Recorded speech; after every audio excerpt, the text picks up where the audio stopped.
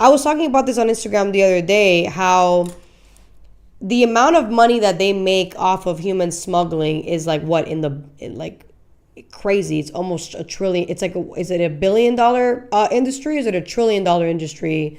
Human smuggling. Laz.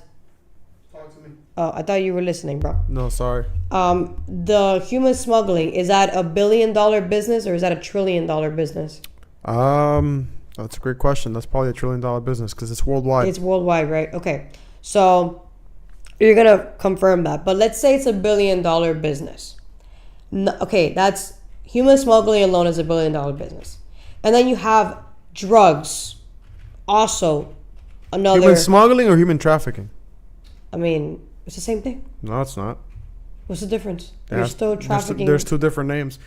Well, when you're smuggling, you're taking one person from one place to another.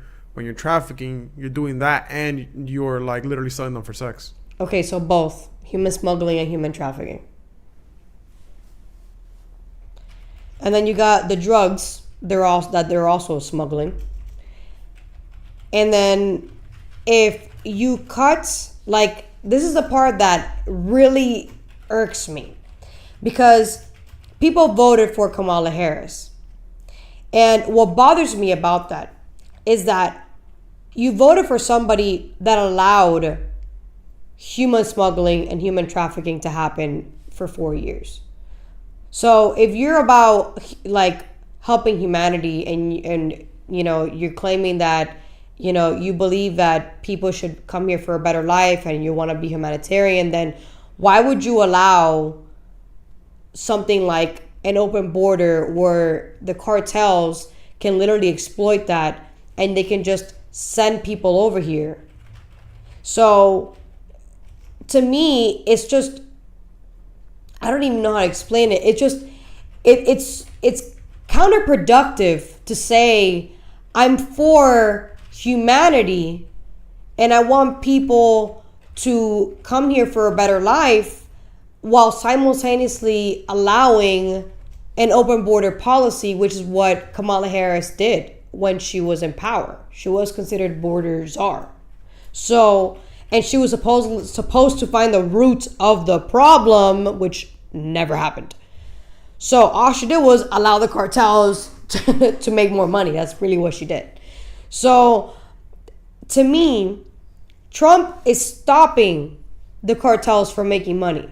That is very like cutthroat. He stopped the flow of human trafficking. He stopped the flow of human smuggling. They're now looking for these missing children that happened under the Biden-Harris administration. They're now looking through these tunnels to see what they're going to find there.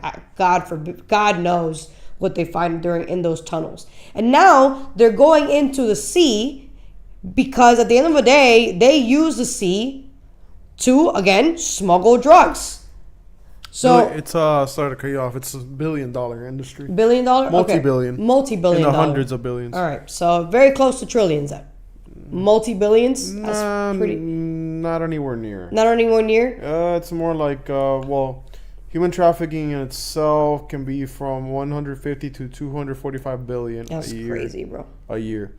Human smuggling is a lot less, 6.6 billion. That's still a lot, man. Yeah. This is like, it's a lot, yeah. That's a lot. This is big. Sure. This is big business, like yeah. big. I mean, 300 bill a year. So big. So that's crazy. People, when they say Donald Trump is this, Donald Trump is that, like, okay, so what do you want? You want the cartels to continue smuggling meth, crack, cocaine? We have a mental health problem. How are you going to fix it if you're going to continue to allow drugs to be smuggled through the border? You know, like, you know, people complain about what we're doing to crack down on drugs, what we're doing to crack down on lawlessness. And it's like, okay, you criticize it, but what is your approach? You don't have an approach. You're just criticizing the approach that is happening right now. But at the end of the day, the intent is we don't want drugs in the streets. We don't want people homeless. They need to be in shelters because that is humane.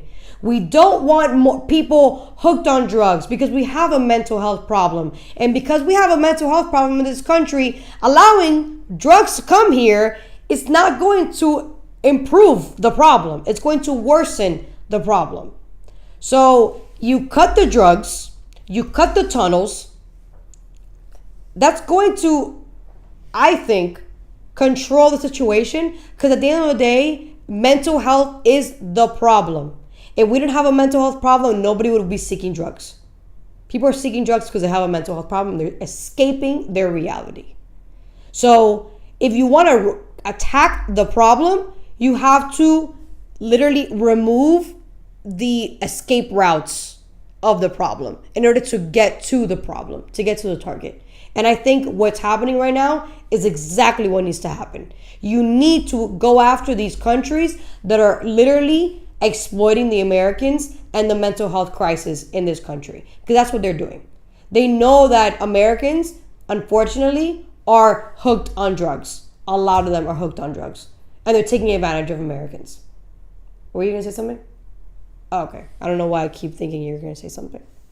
I feel like you're trying to like send me some mental signals. No, and I'm not connecting. No, I'm just, he's like, no. I got something going on over here. Oh, okay, cool.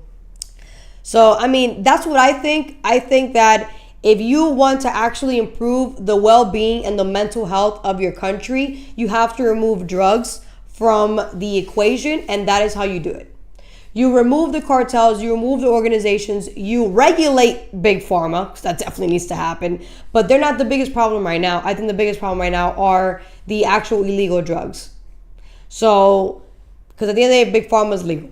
So it's not something that's a first priority. The first priority is cartels, tunnels, border. That needs to be actually targeted and prioritized. And if Colombia and Venezuela and Mexico are the ones who are getting involved in this, you're asking for real war on drugs. Like, the true war on drugs is stopping these countries from allowing drugs to pour in and make the mental health crisis worse, because that's what they're doing, and they're profiting off of it. So I am actually applauding this, and if, to be honest with you, I think they should go a little more aggressive, because Venezuela thinks they can just puff their chest.